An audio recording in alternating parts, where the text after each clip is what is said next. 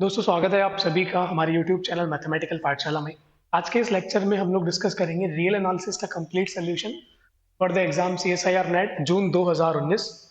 देखो real analysis में मैं थोड़े बहुत क्वेश्चंस मैट्रिक स्पेसेस के भी इंक्लूड कर देता हूँ या टोपोलॉजिकल स्पेसेस पे के भी। ये वो क्वेश्चंस होंगे जिनको आप रियल एनालिसिस के कॉन्सेप्ट से सॉल्व कर पाओगे।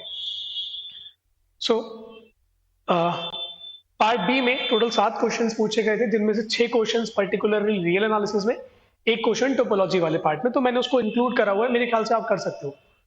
21 marks.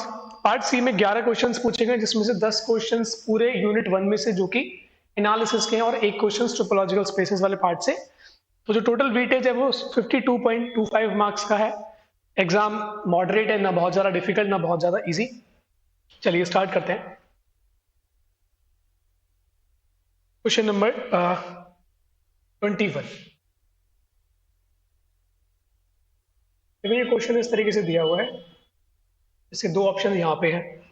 I hope it is visible, क्योंकि मैंने ये ऑफिशियल क्वेश्चन पेपर से इसके स्क्रीनशॉट लिए हैं ना। So let's solve this problem. देखो ये क्वेश्चन है, विच of the following sets is uncountable. अगर आपको पता है कि पार्ट बी का क्वेश्चन करना है और एक ट्रू आपको ढूंढना है, अगर वो ट्रू मिल गया देन वी आर डन। अगर आप ऑप्शन बी पे डायरेक्टली आओगे तो उसमें वो सारे रियल नंबर आ रहे हैं जो cos x की power n plus sin x की पावर n बराबर 1 दे रहे फॉर सम n। तो अगर मैं 2 वाले में डायरेक्टली ऐसे देखूं, वो सारे रियल नंबर जिसमें cos square x plus sin square x 1 होता है, तो क्लियरली ऐसे तो हर एक रियल नंबर में ही होता है। तो option B is directly uncountable set, तो यू कैन मार्क।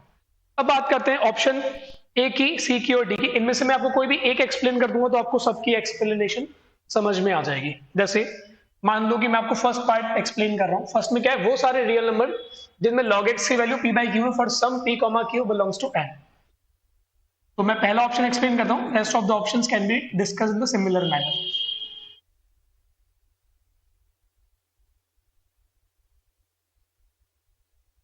तो बेसिकली ये वो सारे पॉइंट्स आपको लेने हैं x रियल नंबर जिनमें log x function positive rational value लेता है। अब आपको पता है कि log x फंक्शन 1 1 है, ऑन टू भी है। तो जितने पॉजिटिव रैशनल्स होंगे ना, उतने ही पॉइंट्स पर ये पॉजिटिव रैशनल वैल्यू ले सकता है। अगर मैं ग्राफिकल अप्रोच से जाऊं तो मुझे क्या देखना होगा कि log x का ग्राफ बना लेते हैं। ये आपका हो गया log x का ग्राफ, जबकि बेस आपका 1 से बड़ा होगा। तो log x किन किन पॉइंट्स पर पॉजिटिव रैशनल वैल्यूज लेता है, तो आप अपने कोडोमेन वाले साइड पे पॉजिटिव रैशनल वैल्यू दो। तो आप एक मुझे पॉजिटिव रैशनल दोगे, उसकी प्री इमेज में आपको एक दूंगा, दूसरी आप मुझे दोगे, मैं उसकी एक प्री इमेज दूंगा। तो जितने पॉजिटिव रैशनल्स हैं उतनी ही प्री इमेजेस मिलेंगी बिकॉज ऑफ वन वननेस। तो ये जो बी ऑप्शन है ना, clearly this is nothing, first option जो this is nothing but the inverse image of positive rationals where f is a map from r plus to r sending x to log x।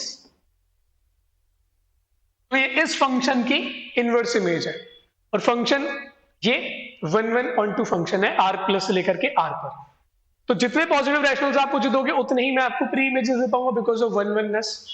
तो this is uncountable नहीं होगा, ये countable होगा। तो इसमें कितने elements होंगे, जितने आपके पास पॉजिटिव रैशनल्स होते हैं।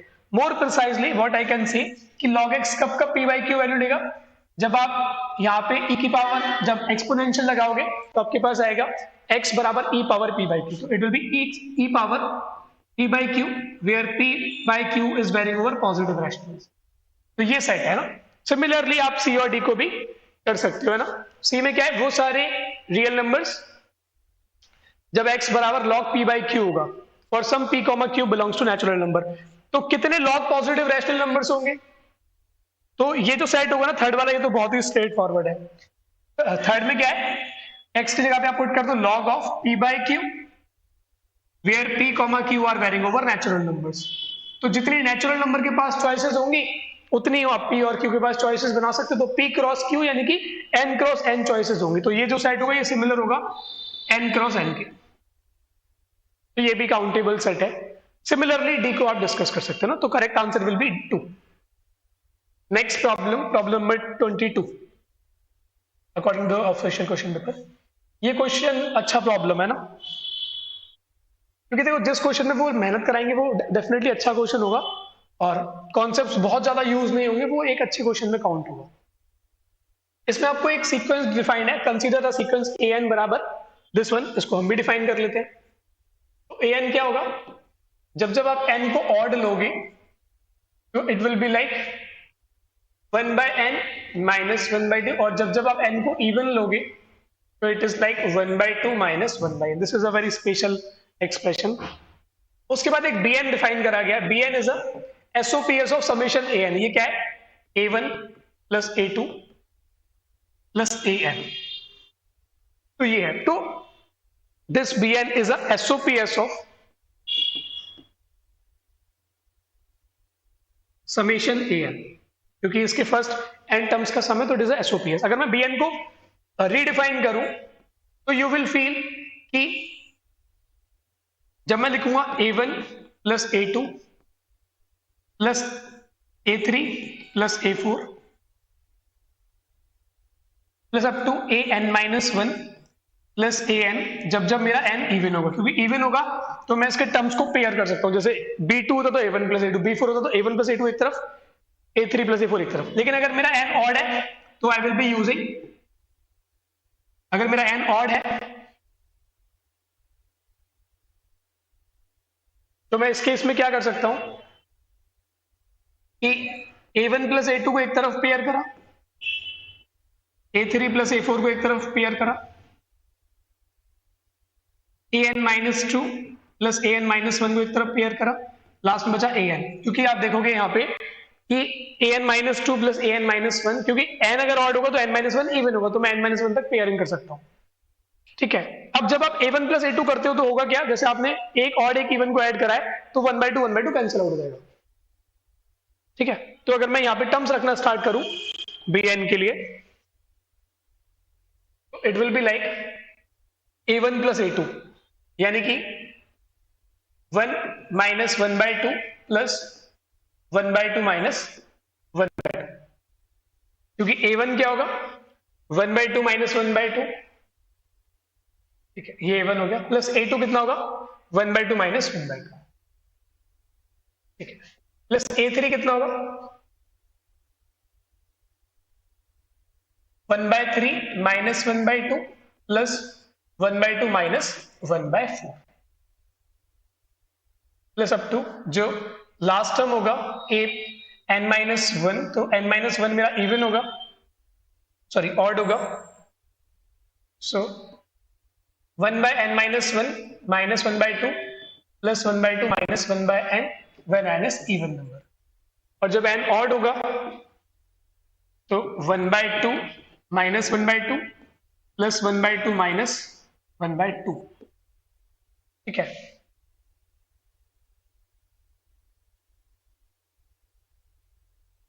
यहां पे मुझे 1 लिखना चाहिए ना, it will B 1, it will also be 1। ठीक है, plus 1/3 minus 1/2 plus 1/2 minus 1/4 plus 1/n minus 2 minus k 1/2 plus k 1/2 minus k 1/n minus 1 plus k 1/n minus 1/2 when n is odd number। तो जब आपने इसको redefine करा तो आपके पास सब कुछ आ गया। आप देखोगे जब यहाँ पे देखो ये बीच वाले टर्म हमेशा कैंसिल होंगे हर एक में, तो आपके पास यहाँ पे क्या बचेगा 1 minus 1/2 plus 1/3 minus 1/4 plus 1/n minus 1 minus के 1/n whenever n is even number, whenever n is even number। और अगर n ऑड होगा तो 1 minus 1/2 plus 1/3 minus 1/4 up to 1/n and minus के 1/2 एक्स्ट्रा बच जाएगा when n is odd number। आप feel कर पा रहे होगे कि ये जो सब सीक्वेंस है ये कन्वर्ज करती है log 2 पे, क्योंकि log 2 का एक्सपेंशन का एसओपीएस है। आप देखो 1 minus 1/2 plus 1/3 minus 1/4 and so on. यहां पर भी यही हो रहा है, तो ये कहां पे कन्वर्ज कर रही है log 2 माइनस के 1/2। तो log 2 की वैल्यू जो होती है 0.693 समथिंग होती है, तो ये वैल्यू कितनी होगी 0.193 समथिंग, क्योंकि 0.693 में से 0.5 जाएंगे तो इतना बचेगा। तो अगर मैं इस bn की बात करूं तो bn का जो लिम सुप होगा किसी भी बाउंडेड सीक्वेंस का लिमिट सब क्या होता है, उसका largest limit point will be log 2, that will be approximately same as 0.6932, and जो लिमिट होगा, स्मॉलेस्ट लिमिट पॉइंट होगा, it will be log 2 minus के 1/2, it will be approximately same as 0.193. तो ऑप्शंस देखते हैं। Limit bn is don't know, bn तो convergent ही नहीं है ना, limit superior of bn is bigger than half, true, क्योंकि इसका जो लिमिट सुप है वो 1/log 2 है। lim inf is less than minus के 1/2, no, lim inf is positive, lim inf is bigger than or equal to 0, less than or equal to lim sup, less than or equal to 1/2, no, आपका जो lim sup है 1/2 से बड़ा है, तो इसका answer be true हो जाएगा। तो ये क्वेश्चन में आपको सजावट करनी होगी और सजावट आपको आनी चाहिए ना। नेक्स्ट क्वेश्चन पे आते हैं, क्वेश्चन नंबर 23, इजी प्रॉब्लम है, आप कर जाओगे। देखो पार्ट सी में एक चीज बहुत इजी हो जाएगी आपके लिए, जैसे आप लास्ट के दो ऑप्शन देखो, this series is converges, this series diverges, यानी कि इनमें से एक गलत होगा एक सही होगा, तो एक तो होगा, तो आपको rest of the option check करने की नीड नहीं है, बट चेक कर लें which of the following is true. Clearly this does not converge, गलत, क्योंकि ये तो बाय लेबनिज टेस्ट कॉन्वर्ज करती है, by Leibniz it converges. Summation 1/n diverge करती है by using P series test, तो ये कन्वर्ज नहीं कर सकती, तो इन दो में से आपके पास बचा, अब इन दो को वेरीफाई कर लेते हैं ना।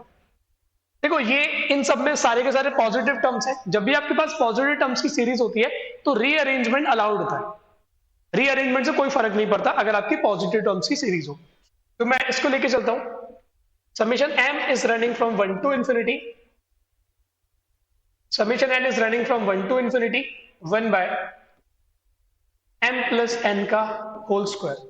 अब देखो कोई भी सीरीज अगर कन्वर्ज करती है तो अंदर वाली सीक्वेंस जीरो पे जाती है, तो अगर आप ये शो कर दो कि अंदर वाली सीक्वेंस कभी जीरो पे नहीं जाएगी, वो भी अपना काम हो सकता है ना, अगर अंदर वाली अपनी कभी जीरो पे ना जाए तो। बट हमें इसकी लिमिट जनरली याद नहीं होती, it is related to somehow pi, तो हम इसको तो लिख नहीं सकते।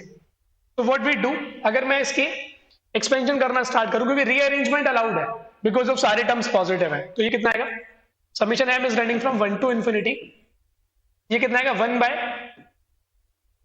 plus 1 का स्क्वायर प्लस 1/m plus 2 का स्क्वायर प्लस 1/m plus 3 का स्क्वायर एंड सो ऑन।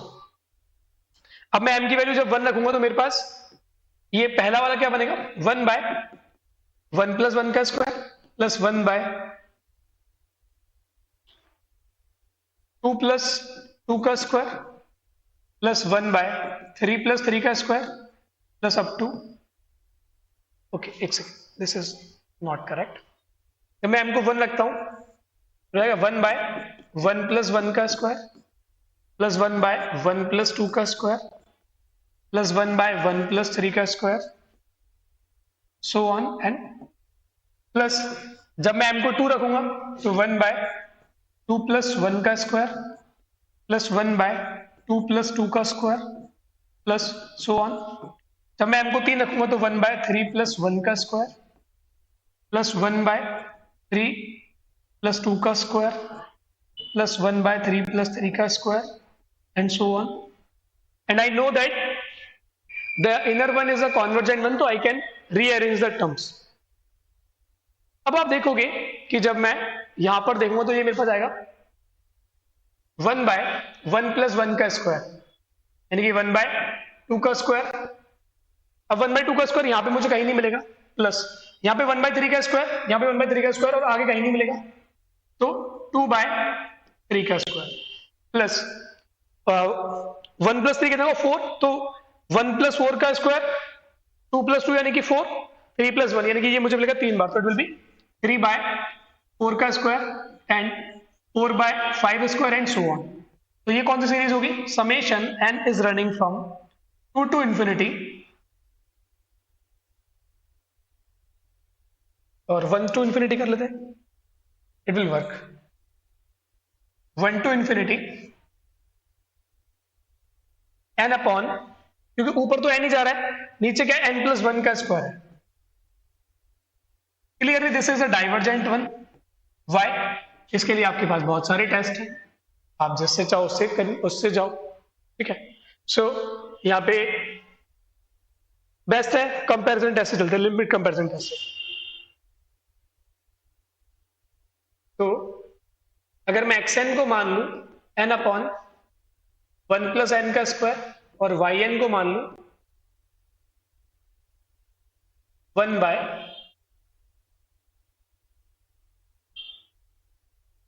या इसको अपन ऐसे लिख सकते हैं 1 बाय, यहां से एन स्क्वायर बाहर निकालूंगा तो 1 प्लस 1 बाई एन का स्क्वायर और नीचे आएगा 1 बाई एन, तो yn को मान लेते हैं 1 बाई एन. तो if you find limit n tends to infinity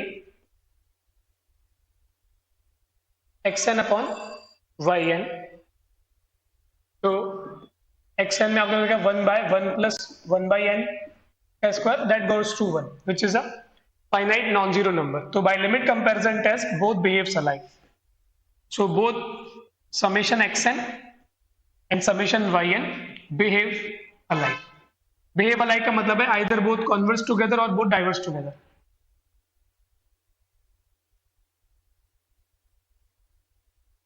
So we know that summation yn is divergent because of p series test. So summation this is divergent. तो ये जो series होगी ये डाइवर्जेंट होगी. तो this will be the correct statement, this will be the false statement. Next problem, question number 24. ये completely based है Archimedean property पर, है ना. तो आपको जो है एक ही एक्सप्रेशन दिया हुआ है, इसको मैं ऐसे कर लेता हूं. आपको गिवन है root n plus 1 root n plus 1 minus k root n, इसको रैशनलाइज करोगे तो कितना आएगा 1 by root n plus 1 plus k root n plus 1 plus k root n, तो ये आपको मिलेगा 1 by root n plus 1 plus k root n. अब root n plus 1 plus k root n को अगर मैं कंपेयर करूंगा 1 बाय रूट एन से, तो क्लियरली जब आप डिनोमिनेटर छोटा करते हो ना तो ओवरऑल क्वांटिटी बड़ी होती है. तो this will B beaten by this term, और ये हर एक एन के लिए होगा. This will B for all n belongs to natural.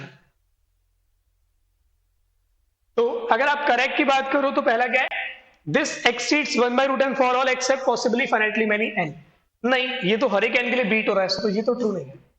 This is beaten by 1 by root n for all except possibly finitely many, ये ट्रू होगा क्योंकि ये किसी के लिए भी बीट नहीं होगा. तो except possibly finitely many यानी कि किसी हो सकता है एक आध के लिए कुछ finitely many के लिए बीट हो जाए, but otherwise 1 by root n हमेशा इसको बीट कर देगा.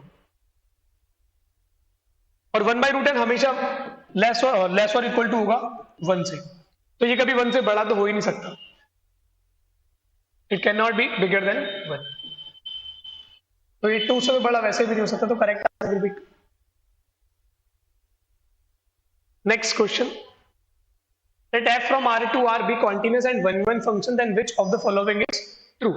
तो इस टाइप के क्वेश्चंस में देखो, अगर आपको स्टेटमेंट या थ्योरम याद है तो आप वैसे कर सकते हो, लेकिन अगर आपको याद नहीं है तो आपको क्या करना चाहिए, आप जाओ कुछ एग्जाम्पल बनाने के लिए. पहला पूछा f is on to, दूसरा f is either strictly decreasing or strictly increasing. Option 3 there exists x such that fx बराबर 1, यानी कि कहीं ना कहीं पे fx 1 को लेगा. Option 4 f is unbounded. तो we can go with the many ways. जैसे मान लो मैं एक ही एग्जाम्पल से सारे डिस्कार्ड कर दूंगा ना. मैंने फंक्शन को यहां से स्टार्ट करा और मैं यहां तक ले गया, और इसको मैं बना लेता हूं y बराबर माइनस की 1 लाइन. ठीक है, y बराबर माइनस के 1 लाइन. तो ये जो होगी मेरी असमतोड़ की तरह काम करेगी. अब ऑप्शन में हूं क्या f ऑन टू, क्या ये फंक्शन ऑन टू है, किसी भी पॉजिटिव रियल की प्री इमेज नहीं मिल रही. Option C there exist x बराबर r सच दैट fx बराबर 1 हैज सॉल्यूशन. तो अगर मैं y बराबर 1 की लाइन बनाऊंगा तो क्या इसका इसके संग कोई इंटरसेक्शन है, नहीं है ना. तो ये हमेशा ही नेगेटिव है, कभी पॉजिटिव हो ही नहीं रहा. ये भी एक गलत ऑप्शन है. क्या ये अनबाउंडेड है, नहीं, ये तो 0 और -1 के बीच में बाउंडेड है.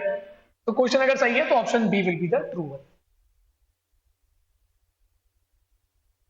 Question number 26, easy problem, problem from point wise and uniform convergence.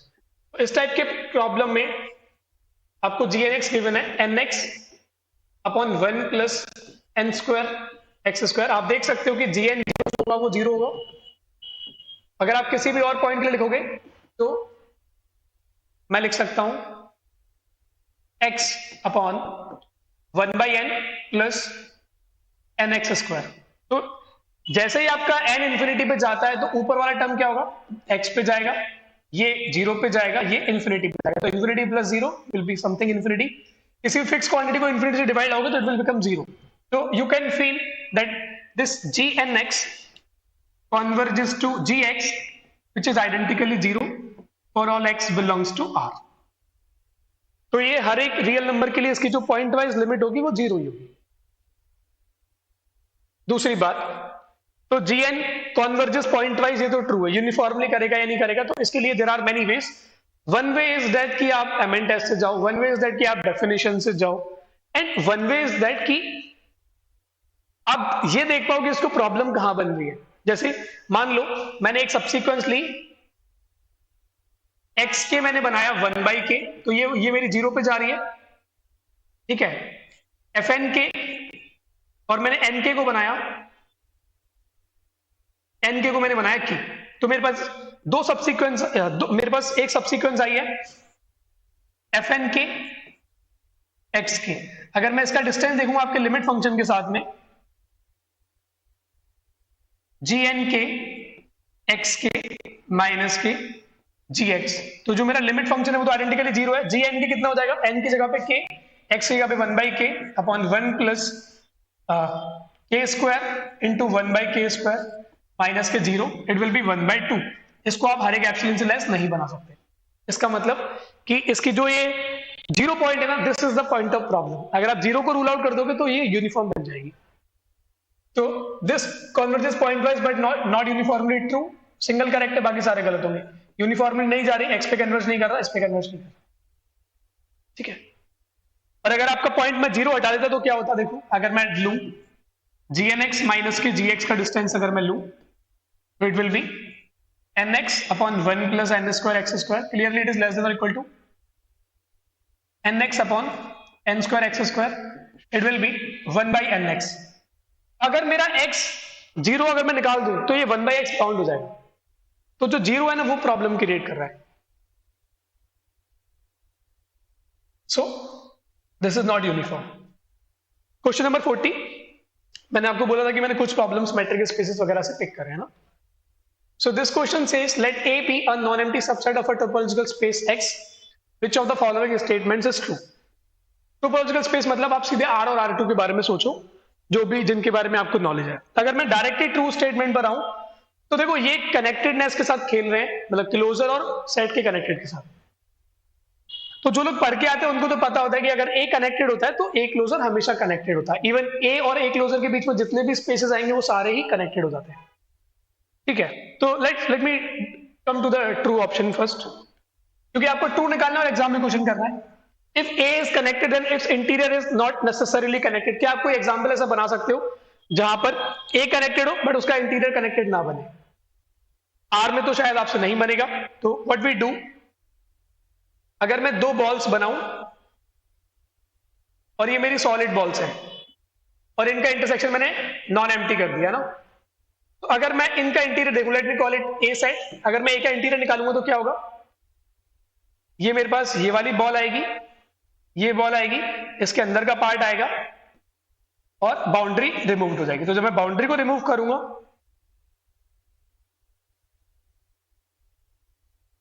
तो ये यहां से इसमें गैप आ जाएगा. So this set will not be a connected set, क्योंकि आप इसको इन दो ओपन बॉल से सेपरेशन इसका सेपरेशन आप बना पा रहे हो. तो if A is connected and its interior may और मे नॉट बी कनेक्टेड, तो this is the true statement. बाकी को आप डिस्कार्ड कर सकते हो, ठीक है. If A is path connected then its interior is connected. ये एग्जांपल ले सकते हो, ये पाथ कनेक्टेड है बट इसका इंटीरियर कनेक्टेड नहीं है. If A is path connected and its A closure is path connected. इसका एग्जांपल आपसे शायद इसमें नहीं बनेगा, तो इसके लिए आपको एग्जांपल लेना पड़ेगा जो टोपोलॉजी साइन कर रहा है ना. If A is connected and it's closure necessarily not necessarily connected, ये गलत स्टेटमेंट होता है. अगर ए कनेक्टेड होता है तो ए क्लोजर हमेशा कनेक्टेड होता है. अगर ए कनेक्टेड है this implies A closure is always connected. Moreover A content in B, content in A closure, मेरा बी हमेशा कनेक्टेड होगा. मतलब अगर ए कनेक्टेड है तो ए और ए क्लोजर के बीच में जितने भी सेट्स आएंगे, स्पेसेस आएंगे, वो सारे कनेक्टेड होंगे, ठीक है. तो ये क्वेश्चन एग्जाम में डूएबल है अगर आपको पता है कि पार्ट बी का प्रॉब्लम है। क्वेश्चन नंबर 61 पे आते हैं। देखो क्वेश्चन नंबर 61 ये ना इसमें थोड़ी सी मतलब एरर है, तो आई होप कि मैं मतलब आपको ऐसे एक्सप्लेन कर देता हूं, या चलो मैं क्वेश्चन ही निकाल लेता हूं।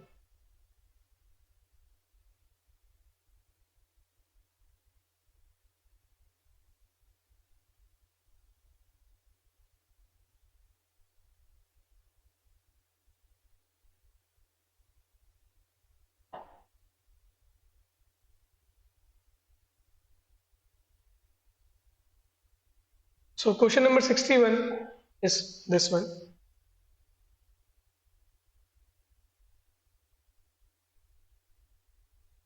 देखो ये क्वेश्चन है, let a and b a sequence of positive real numbers, then for k बराबर lim sup of a n की पावर 1 by n। तो आपको ये चीज पता होनी चाहिए कि अगर 1 by r लिखा हुआ है, lim sup of mod a n की power 1 by n, then this r is called radius of convergence। और अगर सीरीज आपकी कुछ इस तरीके की है, a n x minus a की पावर n, अगर ये आपकी सीरीज है तो mod x minus a less than r में हमेशा कॉन्वर्ज करेगी, mod x minus a bigger than r में हमेशा डाइवर्ज करेगी, where a is a centre. तो अगर मैं इस प्रॉब्लम को यहां पे देखूं तो यहां पे क्या है, k की वैल्यू ये गिवन है नहीं, k क्या आपका 1 बाई r है। अगर k इंफिनिटी हुआ तो आपके पास क्या आएगा 1 by k which is equal to r which is equal to 0। अगर r 0 हुआ तो mod a n minus 0, but ये पॉजिटिव की सीक्वेंस है, mod a n 0 कभी आएगा ही नहीं, या sorry mod x less than 0 कभी आएगा ही नहीं, तो यानी कि इस केस में कभी सीरीज कन्वर्ज ही नहीं करेगी। तो अगर k इंफिनिटी हुआ then the convergent is necessary, no. अगर k इनफाइनाइट है then this is not converge for any r, true. यहां पे मुझे r लिख देना चाहिए। नंबर 3, इफ k इज 0, अगर देखो k 0 हुआ तो 1 बाई k कितना होगा infinity which is equal to r। अगर रेडियस ऑफ कन्वर्जेंस इनफाइनाइट है यानी कि mod r less than infinity में हमेशा कन्वर्ज। इसका मतलब क्या है, आप कोई भी रियल नंबर चूज करो हमेशा कन्वर्ज करेगा। अगर k 0 हुआ this is converge for every r, this is true. k 0 हुआ then this is not converge for any r, गलत। तो इसका आंसर क्या हो जाएगा 2 और 3। I hope it's fine. चलो नेक्स्ट प्रॉब्लम पे आते हैं। Question number 62। देखो ये प्रॉब्लम भी एक अच्छा प्रॉब्लम है, मतलब they are just expecting your definition of certain ideas. Let alpha belongs to R, let this denote the greatest integer is smaller than और इक्वल टू अल्फा, यानी कि ये इसका ग्रेटेस्ट इंटीजर फंक्शन है या ग्रेटेस्ट इंटीजर पार्ट है। Define D from R to R cross R to in this way. तो यहां पे इन्होंने जो डी डिफाइन कर रखा है उसका डोमेन लिया है इन्होंने आर क्रॉस आर से लेकर के close to 0 infinity, and D of x y is same as greatest integer part of modulus of x minus y. ठीक है, then which of the following are true. पहला statement है D x y बराबर 0 if and only if x बराबर y. देखो यहां पर एक चीज तो क्लियर है कि अगर x और y बराबर हुए तब तो इनका ये 0 हो जाएगा, बट क्या अगर ये 0 हुआ तो यहां से क्या आएगा greatest integer part of mod of x minus y is equal to 0। तो ग्रेटेस्ट इंटीजर पार्ट कब कब 0 होता है, जब जब आपका mod x minus y belong करेगा क्लोज इंटरवल 1 से क्लोज इंटरवल 0 से लेकर ओपन 1 तक। तो आप ऐसे x और y लेकर के आओ जो इसमें बिलोंग कर जाए। तो आप x को लोगे 1, y को लोगे 0.5, तो d of 1, 0.5 it will B greatest integer part of 1/2 that will be 0। तो यहां पर x y 0 नहीं बट d 0 हो रहा है, तो this if and only making false. Now dxy बराबर dyx, तो जो सेकंड वाला है वो ट्रू है क्योंकि आप देख सकते हो अगर मैं dyx लूंगा तो क्या आएगा greatest integer part of mod of y minus x. अब आप मॉड y माइनस एक्स लिखो या मॉड x माइनस वाई लिखो, बात तो एक ही है, तो it will B d of x comma y। तो ये एक ट्रू स्टेटमेंट है। Number 3, d is not a matric भी ट्रू है क्योंकि अगर ये मैट्रिक होता तो ये डेफिनेटनेस को फॉलो करता। तो यहाँ पे dxy 0 हो रहा है for some xy are not same, तो this is not a metric, ये ट्रू है। नंबर 3 क्या है, d पर ट्रायंगल इनइक्वालिटी होल्ड हो रही है। ट्रायंगल इनइक्वालिटी का मतलब यहाँ पे क्या होगा,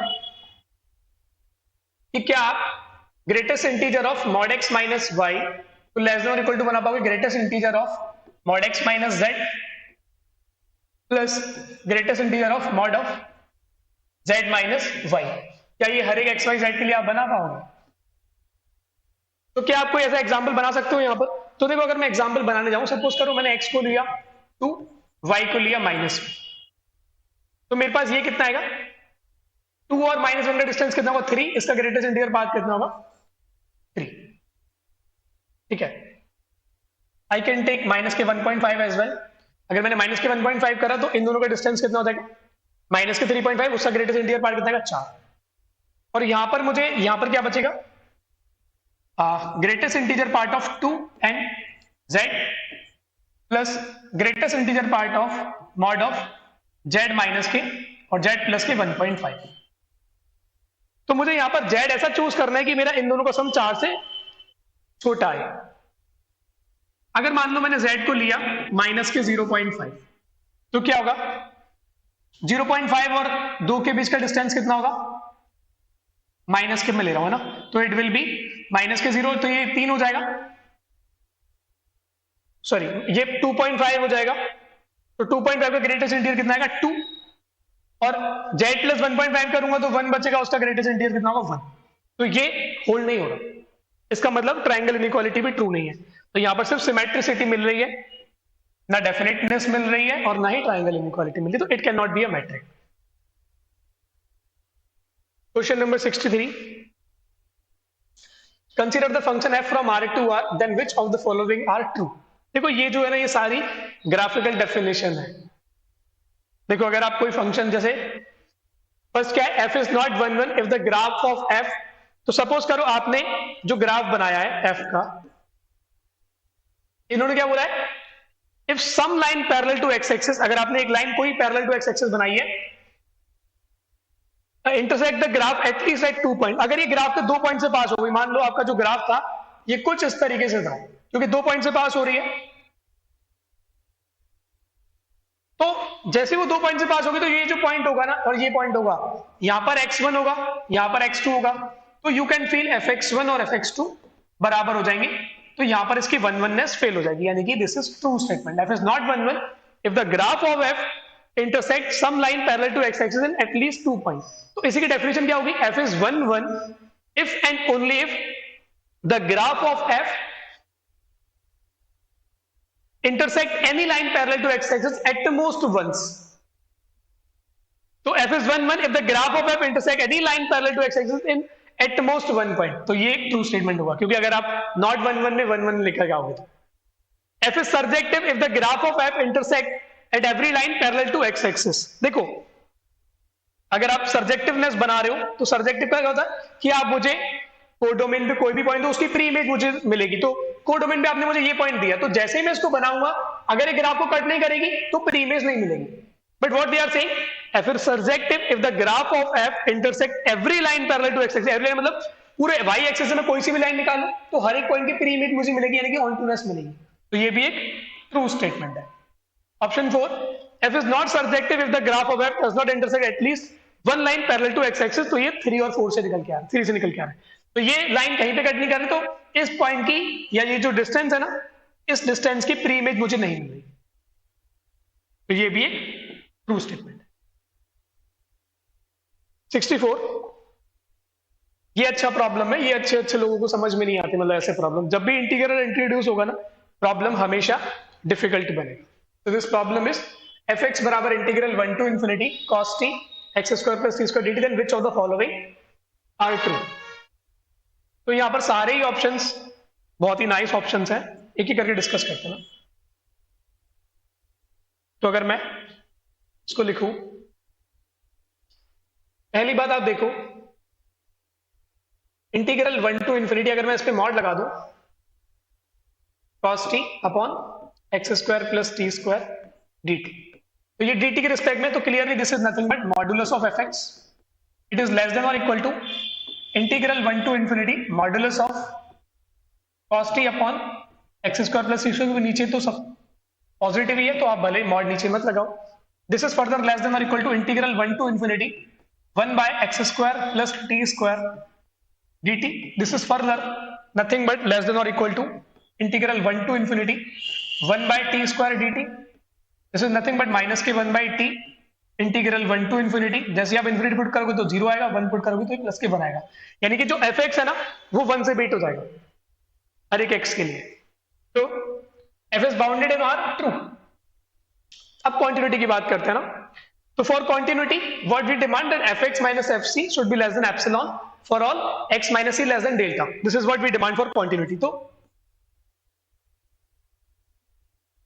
for continuity I will be using the continuity of x square function. X square is a polynomial. अगर आप देखो, अगर आपने मुझे दिया कि F X minus F C ये कितना आएगा modulus of 1 to infinity cos t upon X square plus T square minus cos t upon X square minus C square plus के T square D T mod. Clearly this is less than और equal to integral 1 to infinity mod cos t modulus of 1 by X square plus T square minus के 1 by C square plus T square D T. This is further less than और equal to integral 1 to infinity cos जो है वो 1 से bounded है. अगर आप नीचे एलसीएम लोगे यहां पे तो क्या आएगा X square plus T square C square plus T square. यहां पे आएगा C square plus T square minus X square minus के T square D T. Now clearly ये जो X square plus T square है ये दोनों 1 से बड़े और बराबर होंगे क्योंकि जो टी है ना वो 1 से इंफिनिटी जा रहा है. तो x square plus T square जो होगा ये 1 से बड़ा और बराबर 1 होगा, ये भी 1 से बड़ा और बराबर होगा. तो this will be further less than और इक्वल टू, अगर आप if I do the reciprocal integral 1 to infinity it will B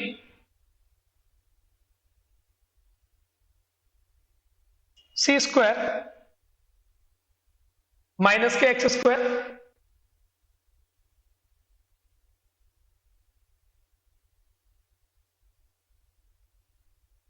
और सी स्क्वायर माइनस के एक्स स्क्वायर इनटू, या फिर इसमें ऐसा कर लेते हैं ये एक बीट होगा टी स्क्वायर से, दूसरा भी बीट होगा टी स्क्वायर से D T.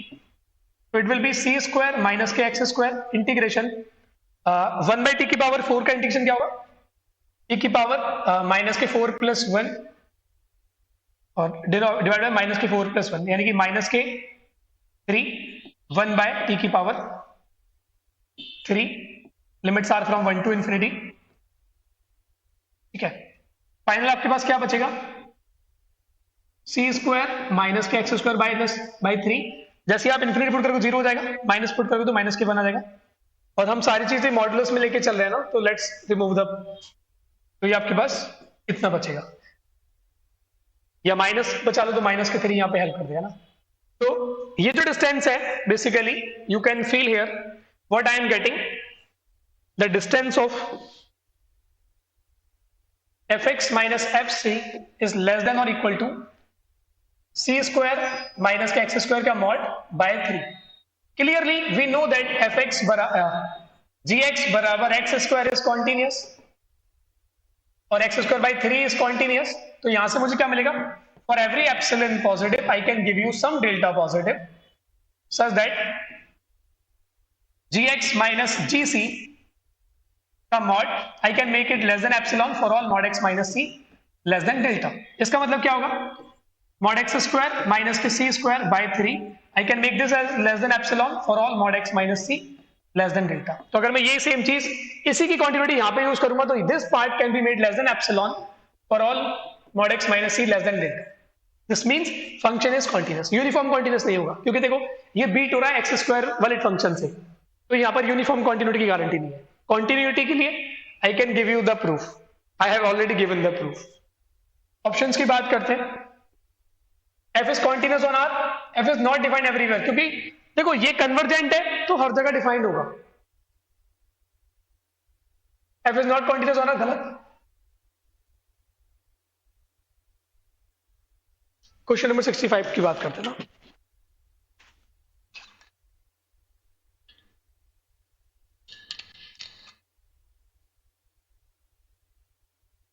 So 65 is suppose xn is a sequence of positive reals, let yn is xn upon 1 plus xn। तो yn क्या है, xn over 1 plus xn। xn सारे पॉजिटिव है तो clearly this is bounded by 1, ठीक है, it is bounded by 1, क्योंकि किसी भी चीज को आप उससे बड़ी चीज से डिवाइड लाओगे तो 1 से बड़ी कभी नहीं आ सकती। Option A, xn is convergent if yn is convergent. आप देखोगे अगर मैं xn को चूज करूं n, तो मेरे पास क्या आएगा, yn will be n upon 1 plus n, this is 1 by n plus 1 that converges to 1। तो yn कन्वर्ज कर रही है बट xn कन्वर्ज नहीं कर रही, तो ये गलत। yn is convergent if xn is convergent, no, क्योंकि यहां पर मेरी yn कन्वर्ज कर रही है, xn कन्वर्ज नहीं कर रही। सॉरी, जो बी स्टेटमेंट है वो ट्रू स्टेटमेंट है। So B is if xn goes to l, clearly you can feel my yn goes to l upon 1 plus n। तो ये एक ट्रू स्टेटमेंट है। अगर xn कन्वर्ज करेगी तो yn कन्वर्ज करेगी। Option 3, yn is bounded if xn is bounded, no. आप ये वाला एग्जांपल ले सकते हो, यहां पे मेरी yn बाउंडेड पर xn बाउंडेड नहीं है। xn is bounded if yn is bounded, no. आप ये वाला एग्जांपल ले सकते हो, यहां पे मेरी yn बाउंडेड है क्योंकि yn क्या है, n upon 1 plus n, but xn is not bounded, तो ये भी एक गलत स्टेटमेंट है। तो करेक्ट आंसर क्या होगा, only B. Next problem, question number 66। ये क्वेश्चन बाउंडेड वेरिएशन के ऊपर है, तो देख लेते हैं इसको। It is a fix problem, मतलब बहुत डिफिकल्ट नहीं है। आपको एफ एक्स गिवन है एक्स साइन 1 बाई एक्स 0 और जी एक्स गिवन है एक्स एफ एक्स। तो पहले मैं जी एक्स की बात करता हूं, तो जी एक्स होगा मेरा x square sine 1 by x when ever x is non zero and 0 when x is 0। Clearly यहां पर जो g है एक डिफरेंशिएबल फंक्शन है, आप चेक कर सकते हो 0 पर भी ये डिफरेंशिएबल है। अगर मैं g डैश x निकालूंगा तो कितना आएगा,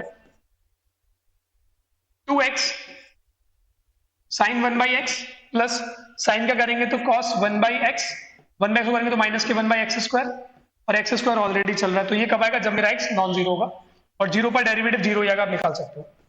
सो क्लियरली ये जो एक्स स्क्वायर है ये इसको काटेगा, ऊपर वाला पार्ट 0 से 1 के बीच में it will be bounded by, first part will be bounded by 2, this will be bounded by 1, तो it will be bounded by 2 plus 1। तो ये क्या है, bounded derivative. So bounded derivative implies Lipschitz implies bounded variation. आपको पता होने चाहिए ये स्टेटमेंट्स है ना। अगर कोई फंक्शन का डेरिवेटिव बाउंडेड है तो वो लिप्सिस हो जाता है, और लिप्सिस होते ही वो बाउंडेड वेरिएशन का हो जाता है। तो एफ जो है, जी जो है वो तो बाउंडेड वेरिएशन का हो जाएगा, जी में कोई प्रॉब्लम नहीं। अगर मैं एफ की बात करूं तो it is a set example और स्पेशल काउंटर एग्जांपल जो बाउंडेड वेरिएशन का नहीं बनता, क्योंकि यहां पर आप ऐसे वेरिएशंस ला सकते हो जिनको आप बाउंड नहीं कर सकते। जैसे मैं यहां पर एक पार्टीशन चूज करूं, choose a partition P from set of all possible partitions of 0 1 in this way। Sign का मुझे ऐसे लेना है कि एक बार 0 बने, एक बार नॉन जीरो बने या 1 बन जाए। तो जैसे मान लो मैंने चूज करा 1 तो है राइट साइड, इससे पहले मैंने लिया साइन 1 बाई एक्स है ना, तो 2 बाई पाई 2 बाय 5 पाई, ठीक है, या फिर ऐसे नहीं करके 2 बाय 2 पाई 2 बाय 3 पाई 2 बाय 4 पाई 2 बाय 5 पाई, कहीं आएगा 2 बाई n पाई और फिर 0, ठीक है। तो अगर मैं ये पार्टीशन चूज करूं क्लोज 0 क्लोज 1 का, क्योंकि ये n एक फाइनाइट नंबर है, तो अगर मैं इसमें चेक करूं ये मेरा x0 x1 x2 x3 and so on. तो अगर मैं यहां पर चूज करूं VPF देखूं मैं, अगर variation of f over the partition p, तो it will be given by summation I is running from n to 1 to n minus 1, or I will set the indexing summation mod of fxi minus के fxi minus 1, तो I is running from 1 to n का mod। तो अगर मैं इसकी उल्टी indexing लिखना start करूं, उल्टी मतलब fxn माइनस के fxn minus 1 plus fxn minus 1 minus के fxn minus 2 and plus F x 1 minus के एफ एक्स 0। तो आपका जो फंक्शन है वो आपको क्या देगा, आप देखोगे अब अगर मैं x साइन 1/x की 1 पर वैल्यू निकालूंगा तो क्या आएगी, modulus of 1 sine 1/1 minus n minus 1 के 2/पाई, 2/पाई पे साइन कितना होगा 1, तो ये 2/पाई प्लस यहां पे ये 2/पाई, ठीक है, और 2/पाई करते हैं 2/2पाई, 2/2पाई यानी कि sine pi, sine pi is 0 plus 0 minus के 2/3पाई और प्लस के जाएगा साइन इसका नेगेटिव है, तो ये इस तरीके से जाएगा। और लास्ट में आते आते जब आप 2/n पाई रखोगे तो 2/n पाई की वैल्यू या तो 1 होगी या -1 होगी, इस तरीके से चलेगा। तो यहाँ पे मैं 1 रख लेता हूँ, यहाँ पे 0 रख लेता हूँ, मैटर नहीं करेगा ना। तो बेसिकली आप देखोगे तो ये क्या होगा, इट इज बिगर देन और इक्वल टू, अगर मैं पहले टर्म को लूज कर दूं 2/पाई प्लस 2/3पाई प्लस 2/5पाई मतलब 2/2n प्लस 1 पाई बचेगा। अब ये जो सीक्वेंस है ना, this is a divergent sequence and diverges to plus infinity, 2/पाई 2/3पाई प्लस 2/5पाई प्लस 2/2n प्लस 1। ये डाइवर्जेंट क्यों है, क्योंकि ये किसकी एसओपीएस है, it is SOPS of summation 2/2n plus 1 pi n is running from 0 to infinity, या यहाँ पे n-1 कर देते हैं, बेटर रहेगा।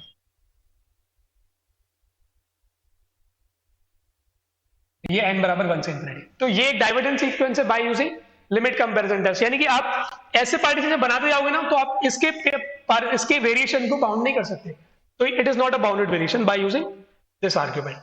तो f is not a bounded variation, तो correct answer will be f is a bounded variation, no, f is not a bounded variation, b true हो जाएगा और c ट्रू हो जाएगा।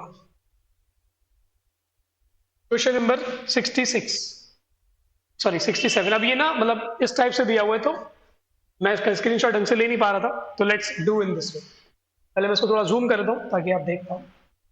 प्रॉब्लम क्या है, let a less than c,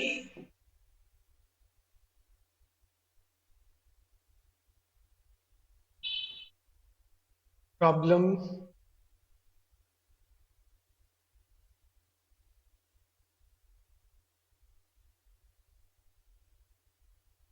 ठीक है। तो आपका ये जो प्रॉब्लम थोड़ा सा क्रॉप हो रहा है ना, कोई बात नहीं, चलो मैं इसको हिंदी में कर ले, कोई दिक्कत तो नहीं, चल जाएगा थोड़ा बहुत। Let a less than c less than b, f from ab to r is a continuous function. यदि f को ab माइनस c के हर बिंदु पर अवकलनीय माने और f डैश की सीमा c पर हो तो निम्न में से कौन सा सत्य है, यानी कि f जो है वो ab माइनस c के हर एक पॉइंट पर डिफरेंशिएबल है और f डैश की लिमिट c पर एग्जिस्ट कर रही है, then which of the following is or are true. तो what we have given f from ab to r is continuous,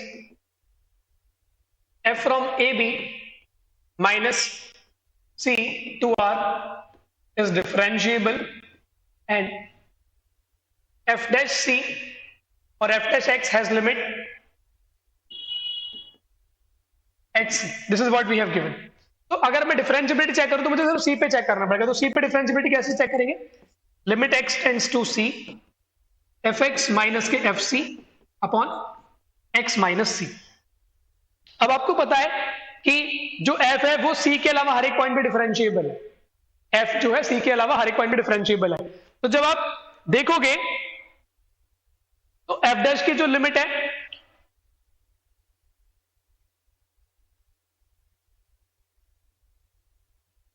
तो यहां पे आप देखोगे कि फंक्शन डिफरेंशिएबल है। अगर c में जैसे पुट करता हूं तो आई एम गेटिंग 0/0 फॉर्मेट, जैसे मैं c पुट करता हूं आई एम गेटिंग 0/0 फॉर्मेट। तो यहां से आपके पास क्या निकल के आएगा, कि अगर मैं इसे लोपितल रूल से करूं, क्योंकि डिफरेंशिएबिलिटी की नीड मुझे c पे नहीं है बाकी, और डेरिवेटिव c पर लिमिट है तो आई कैन राइट, तो limit x tends to c f dash x minus के f dash of c by 1, मेरे पास ये निकल के आएगा। ठीक है, अब जैसे मैं c को अंदर लेके जाता हूं तो f dash c is a constant one, f dash c is a constant one, तो ये क्या है, limit x tends to c f dash x minus के एफ डैश ऑफ सी। और मुझे पता है कि डेरिवेटिव की लिमिट सी पर एग्जिस्ट कर रही है, सो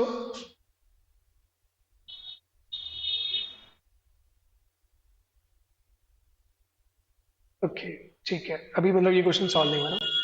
ऑप्शंस को इंग्लिश में एक बार देख लें।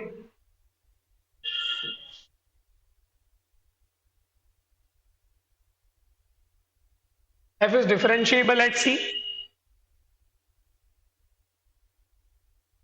f need not be differentiable at c, f is differentiable at c and the derivative is given by limit x tends to c। ठीक है, ये मेरे टर्म में मैंने यहाँ पे कैलकुलेशन मिस्टेक कर दी है, क्योंकि एफ सी तो कांस्टेंट है, तो it is a 0/0 form, it is nothing but limit x tends to c f x f dash x minus के 0/1। तो this limit exists because of this assumption, so this is given by f dash of c। so f is differentiable, हाँ क्योंकि ये limit exist कर रही है, it is differentiable. Need not be differentiable, गलत। f is differentiable at c and this is given by this, true। f is differentiable at c but f dash c is not necessarily equal to this, गलत, क्योंकि अपने पास f dash c की value भी यही आ रही है, limit x tends to c f dash of x। तो I am using here definition and L'Hopital rule. Cool. Problem 68 या सो यहां पर आपको गिवन है, let f from r to r be a non decreasing function, यानी कि function जो है वो मोनोटोन फंक्शन है। f is monotone, which of the following can be the set of discontinuities of f। तो आपको पता होना चाहिए कि set of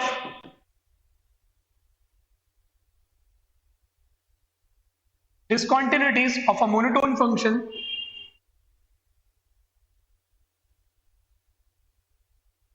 is at most countable। तो जो काउंटेबल सेट्स है ना, उनको आप किसी एक फंक्शन की डिफरेंशिएबिलिटी बना सकते, नॉन डिस्कंटिन्यूटी बना सकते हो। जेड काउंटेबल तो आप बना सकते हो, क्यू काउंटेबल आप बना सकते हो, टू नेचुरल नंबर काउंटेबल बना सकते हो, R minus Q is not countable, इसको आप नहीं बना सकते। तो आप ऐसा कोई भी मोनोटोन फंक्शन नहीं दे पाओगे जो आर माइनस क्यू पर डिसकंटिन्यूअस हो। क्वेश्चन नंबर 69 पे आते हैं। ये प्रॉब्लम डिफिकल्ट प्रॉब्लम कह सकते हो, मल्टीवेरिएबल कैलकुलस का प्रॉब्लम है, और कॉन्सेप्ट पता है तब तो आप कर पाओगे, नहीं तो आप इसको नहीं कर पाओगे ना। Just 1 second. 69 या इसमें देखो आपको क्या गिवन है, we have given let f from r3 to r3 be given by this one, consider E is the set of all x1 x2 x3 such that there exists an open subset U around x1 x2 x3 such that f restricted to U is an open map। तो आपको ये पता होना चाहिए कि अगर आपका function का डेरिवेटिव किसी एक पॉइंट पर उसका डिटरमिनेंट नॉन जीरो है, तो उस पॉइंट के अराउंड एक ओपन सेट में आपका जो फंक्शन होता है वो एक ओपन मैप बन जाता है। तो it is called local one one और इनवर्स मैपिंग थ्योरम। तो this is a problem related to inverse mapping theorem. तो आपको पहले ये देखना पड़ेगा, देखो यहां पर ये सारे स्मूथ है, ये सारे स्मूथ है, ये सारे स्मूथ है, तो ये फंक्शन डिफरेंशिएबल तो बनेगा। Let's find the derivative. अगर मैं डेरिवेटिव फाइंड करूंगा, so derivative is given by Jacobian matrix that is given by del f1 over del x1, del f1 over del x2, del f1 over del x3, del f2 by del x1, del f2 by del x2, del f2 by del x3, del f3 by del x1, del f3 by del x2, del f3 by del x3। अगर आपको इसको याद करने में problem होती है तो आप ऐसे करके याद कर लो, grad f1, grad f2, grad f3, where this function is f1, f2, ये f3। तो अगर मैं इसका ये निकालूंगा तो मेरे पास कितना निकल के आएगा, इसको थोड़ा छोटा कर लेता है ना। So if I find the derivative or the Jacobian matrix, it will be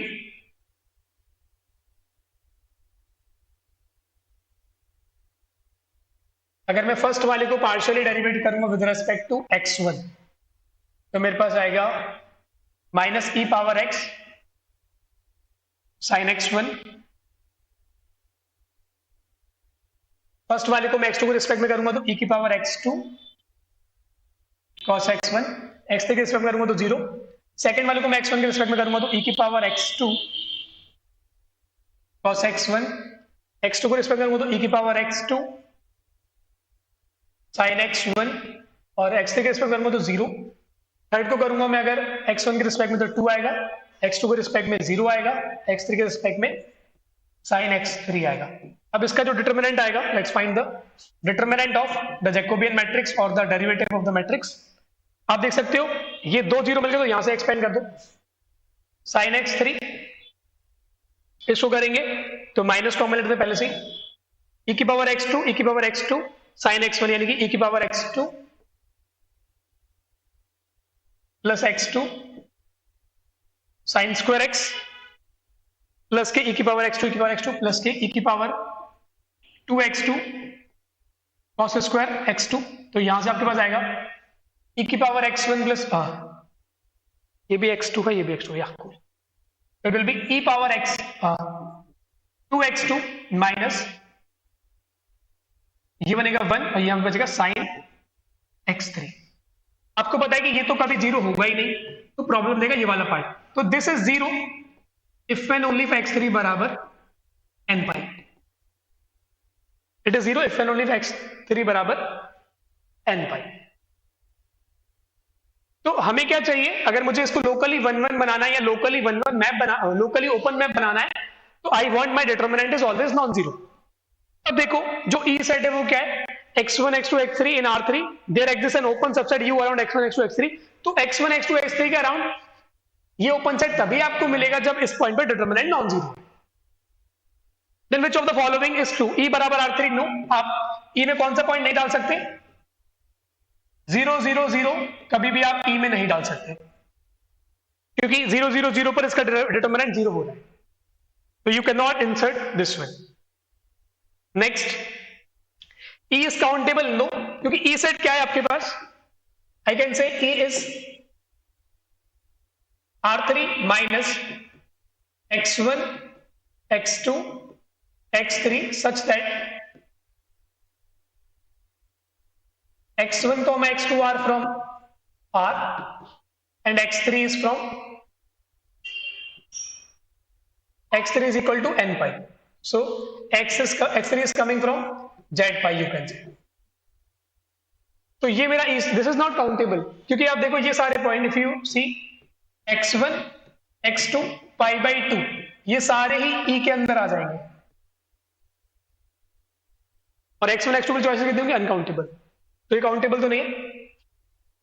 E is not countable but not R3, ये ट्रू स्टेटमेंट होगा, R3 के बराबर ये नहीं होगा। This is the proper subset of E, या क्योंकि मैं आपको और भी पॉइंट दे सकता हूं ना, जैसे मैं आपको ये भी पॉइंट दे सकता हूं 1 1 3 पाई बाई 2 ले लो, तो ये पॉइंट E में है बट D में नहीं है, तो 3 ट्रू होगा और 4 ट्रू होगा ना, ठीक है। तो ये प्रॉब्लम लोकली 1 1 से रिलेटेड है। क्वेश्चन नंबर 70, ये मैट्रिक स्पेस का प्रॉब्लम है, इट इज अ डिफिकल्ट। ये जो प्रॉब्लम है ना, इसमें देखो एक तो ये कंफ्यूजन है कि सेट काउंटेबल है, तो काउंटेबल में which one you are including. देखो अगर मैं लूं x को एक finite set, suppose x is a finite set, अगर x फाइनाइट सेट हुआ तो आप D is any metric on x, D is any metric on x, तो जो x कॉमा D है ना ये फाइनाइट मैट्रिक स्पेस हो जाएगा। और जो फाइनाइट मैट्रिक स्पेसेस होते हैं ना वो कॉम्पैक्ट भी होते हैं, कंप्लीट भी होते हैं। तो this will become compact, I will give you the reason. This will become compact implies complete. तो every finite metric space is always compact and always complete, यानी कि अगर आप फाइनाइट मैट्रिक स्पेस लोगे तो फाइनाइट मैट्रिक स्पेस को आप not compact या नॉट कंप्लीट नहीं बना सकते। तो for every set x there exist a metric D such that x comma D is not complete is not possible, not compact is not possible for a finite set. और for countable we include both countably infinite and finite. इसका logic क्या है, अगर आपके पास कोई भी finite metric space है तो आप कोई भी एक सिंगलटन सेट कोई भी एक x पिक करो, x belongs to capital X, now you take the ball centered और x को लिस्ट कर सकते हो आप फाइनाइट में, let's suppose x1 x2 xn। तो अगर आप x को फाइनाइट सेट मानोगे तो आप लो ball of radius xi comma xj 1/3 radius की बॉल ले लो सेंटर्ड एट xi। तो xi और xj जो अलग अलग पॉइंट, अगर xj अलग पॉइंट होगा तो clearly this ball will be contained in xi for all j other than i। तो ये सिर्फ और सिर्फ इसी में कंटेंट होगी, और j अगर i के बराबर हो भी गया तो भी ये सेम ही आ जाएगा। इसका मतलब क्या है? ओके यहां पे एक चीज, ठीक है इट्स फाइन। ओके यहाँ पे ये मेंशन नहीं है कि j क्या है, ठीक है मैं इसकी रेडियस को भी मेंशन करता हूँ। 1/3 of minimum of distance of xi and xj where 1 less than equal to j less than equal to n j is not equal to i। ठीक है, तो इस डिस्टेंस का जो मिनिमम है उसका 1/3 ले लोगे और सेंटर ले लोगे xi पे, तो ये जो बॉल होगी ना ये xi में ही कांटेंट हो जाएगी। इसका मतलब क्या होगा कि every singleton is an open set and every singleton is open set, this implies your x comma d is discrete space, is discrete। discrete मतलब इसमें सारे ही सबसेट्स ओपन बन जाएंगे। तो आप x का कोई भी ओपन सेट लोगे उसका फाइनाइट सब कवर तो हमेशा ही मिल जाएगा, क्योंकि सिंगलटन से तो कवर करोगे फाइनाइटली मेनी टाइम्स में, तो इट विल बिकम कॉम्पैक्ट। तो ये ट्रू नहीं होगा अगर आप फाइनाइट सेट लोगे तो। अब बात करते हैं कि क्या आप हमेशा किसी भी स्पेस को कॉम्पैक्ट बना सकते हैं या कंप्लीट बना सकते हैं। अगर आप फाइनाइट चूज करोगे तो दिस इज ऑलवेज पॉसिबल, लेकिन अगर आपका सेट काउंटेबली इंफिनिट हुआ, let x be countably infinite, तो आप एक ऐसा स्पेस चूज करोगे जिसके बारे में आपको नॉलेज हो और जो कॉम्पैक्ट हो। ठीक है, तो यहां पर आप देखो अगर मैं एक सेट पिक करूं A 1/n, n is running from natural numbers union 0, so it is a compact space। ठीक है, it is a compact space. इसके शो करने के बहुत सारे तरीके हैं कॉम्पैक्ट के। Closed subspace of a compact space is also compact, it is a subspace of closed 0 1, it is a subspace of R। तो R से जो मैट्रिक उठ के आई है उस मैट्रिक के रिस्पेक्ट में ये कॉम्पैक्ट स्पेस है। अब आप इस x पे मैपिंग डिफाइन करना चाहते हो और आपको पता है कि ये भी काउंटेबली इन्फिनिट है, ये भी काउंटेबली इन्फिनिट है, तो इनके बीच में बहुत सारी बाइजेक्शंस होंगी। Now let's take f from x to a be any bijection you like, you take any bijection। अब x a के पास तो डिस्टेंस है ना, तो I am giving you the usual distance. अब इस x a पे डिस्टेंस जो है उसको यूज करके मैं x पे डिस्टेंस डिफाइन करता हूं। सो x कॉमा d, यहां पर जो d of x comma y होगा I will be defining modulus of f of x minus f of y। ये जो मॉडुलस है ये कहां से आ रहा है? Usual metric on r, usual metric on r। तो इस डिस्टेंस को अगर मैं यूज करूं तो ये जो मेरा x है ना it will become compact. Compact के लिए आई विल बी शोइंग कि आप मुझे कोई भी एक सीक्वेंस दो, every sequence has a convergent subsequence. So for compact I will be showing that every sequence in capital X has a convergent subsequence. This is what I will be showing. So let's choose an arbitrary sequence from capital X.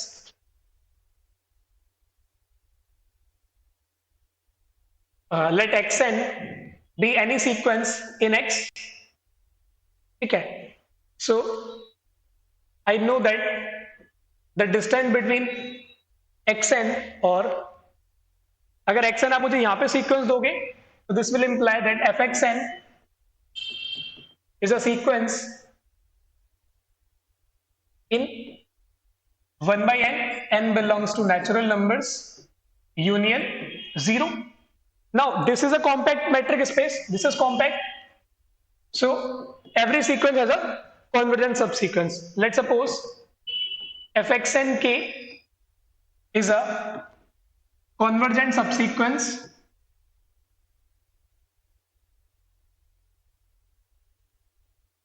that converges to xn fx that converges to fx। ऐसा क्यों हो रहा है? Because this space is a compact metric space, तो every sequence is a convergent subsequence. Now you think about the distance between xn and xn k and point x।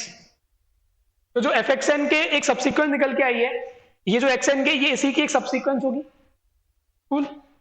So distance between xnk comma x, it is given by fxnk minus fx. Now clearly this is a convergent subsequence. So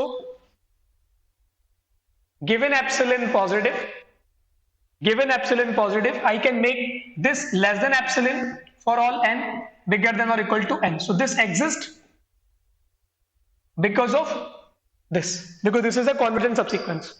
So this modulus can be made less than epsilon for all n bigger than or equal to n, or for all n k bigger than or equal to n. So similarly is working here, that the distance between xn k and x is less than epsilon for all n k bigger than or equal to n. That means xn k converges to x, and this xn k is a convergent subsequence of xn.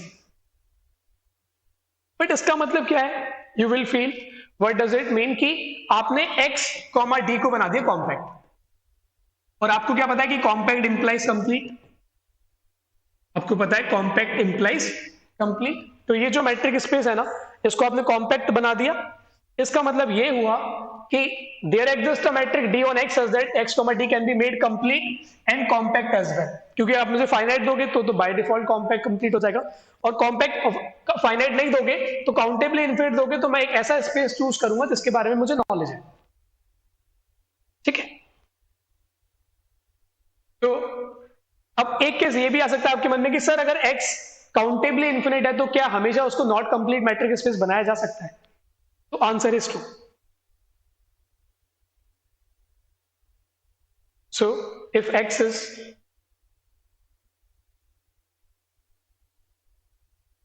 countably infinite, does this imply there exists a D metric on x such that x comma d is non-compact और non complete? अगर आपने non complete बना दी तो वैसे ही not compact हो जाएगा, because compact implies complete, not complete implies not complete. तो अब आप क्या करोगे? अब आप कोई भी ऐसा स्पेस सोचोगे जो नॉट कंप्लीट होगा और काउंटेबली इन्फिनिट होगा, तो you will go with this one.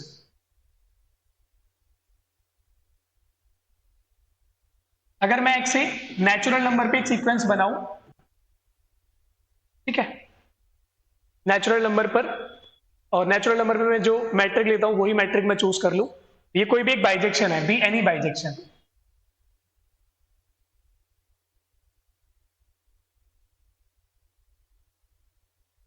तो आपको पता है कि जो नेचुरल नंबर का सेट है ये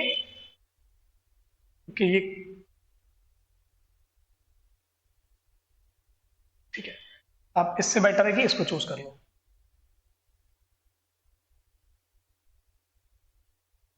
You take this one, 1 by n, n varies over natural numbers. तो ये कंप्लीट नहीं है, कॉम्पैक्ट भी नहीं है. ठीक है, तो यहां पे डिस्टेंस डिफाइन कर दो, d of x, y is modulus of fx minus के fy. So this is not complete metric space now, क्योंकि ये कंप्लीट नहीं है. ठीक है. वैसे आंसर की में उन्होंने दिया था कि या तो चारों ट्रू है या तो ए और सी ट्रू है, तो जो भी आपने मार्क करा होगा मार्क्स आपको मिल गए होंगे. ठीक है, तो ये आप शो कर सकते हो ना. It is a small exercise. Last question पे आते हैं. विच of the following open covers of the open interval 0 1 admit a finite सब कवर? तो इनमें से कौन सा फाइनाइट सब कवर को देता है? जैसे अगर मैं बात करूं पहले वाले की, है ना, let's suppose if I talk about first one, अगर मैं इसके कुछ मेंबर्स को ओपन करना देखूं तो क्या आएगा मेरे पास? 0 से लेकर के 1/2 माइनस 1/2, यानी कि ये यूनियन 1/2 to 1. नेक्स्ट क्या आएगा? 0 से लेकर के 1/2 माइनस के 1/3 कॉमा 1/3 1. ये एक काम करते हैं, ठीक है, ये तो बहुत ही आसान सा प्रॉब्लम है ना. It is a easy problem. आप देखोगे, जैसे मैं एक बार बी पे आके देखूं, तो जब आप 1/n, 1 माइनस के 1/n प्लस को देखोगे, तो 1 माइनस के 1/n प्लस 1 का मतलब क्या है? n upon n plus 1. तो इसके जब आप मेंबर्स ओपन करो तो क्या आएगा? 1 से लेकर के 1/2, 1/2 से लेकर के 2/3, 1/3 से लेकर के 3/4। तो यू विल रियलाइज कि जब भी आप फाइनाइटली मैनी स्टेप्स लोगे तो 1/n कभी जीरो को कवर नहीं कर पाएगा, तो इसके पास तो फाइनाइट ओपन कवर नहीं पॉसिबल है, ठीक है, इसके पास पॉसिबल नहीं है। फिर आप थर्ड वाले को देखोगे जब, तो थर्ड में क्या है, sin square n pi upon 0। तो जैसे थर्ड में अगर मैं बात करूं, अगर आपने n को ले लिया, मान लो अगर आपने n को ले लिया 100 ही ले लिया, तो क्या होगा, sin स्क्वायर 100 पाई अपॉन 100 पाई तो कितना बन जाएगा 0, cos स्क्वायर 100 पाई अपॉन 100 पाई बन जाएगा 1। तो इसके पास एक ही मेंबर मिल जाएगा जो उसका फाइनाइट सब कवर बन जाएगा। सिमिलरली अगर आप a और d को भी ओपन करोगे तो you will get the idea, जो e की पावर -n है वो फाइनाइटली मेनी स्टेप्स में 0 नहीं हो सकता, तो ये भी नहीं बनेगा, ठीक है। फर्स्ट वाला मैं आपके लिए छोड़ रहा हूं, आप चेक करना, ये बहुत डिफिकल्ट नहीं है, आंसर मैं क्लियर कर देता हूं आपको, क्या आएगा। ये प्रॉब्लम है 89। तो फर्स्ट वाला बन जाएगा ना, कुछ स्टेप्स में बन जाएगा। जैसे अगर आप यहां पे चेक करने जाओगे, जो अपना ये बनाए, तो 0 से लेकर के 1/2 - 1/3 एलसीएम 6, 1/6 यूनियन 1 3 से 1। तो एक सर्टेन स्टेज के बाद जो ये माइनस के 1/n+1 है ना, 1/2 माइनस के 1/n+1, ये राइट साइड में आ जाएगा, ये लेफ्ट में आ जाएगा ना, तो ये बन जाएगा। इसको आप चेक कर लेना, कुछ टर्म्स और लिखोगे तो you will get the idea. तो इसी तरीके से आप कर सकते हो। तो ये इजी प्रॉब्लम था, 4.75 बिल्कुल फ्री के मार्क्स हैं इसमें। Thank you so much for watching this session. I hope you like all the solutions. If you need further assistance or any help in any solution, you can comment on the comment box. I will be actively replying there अगर आपको किसी भी चीज की और need है तो। Goodbye everyone.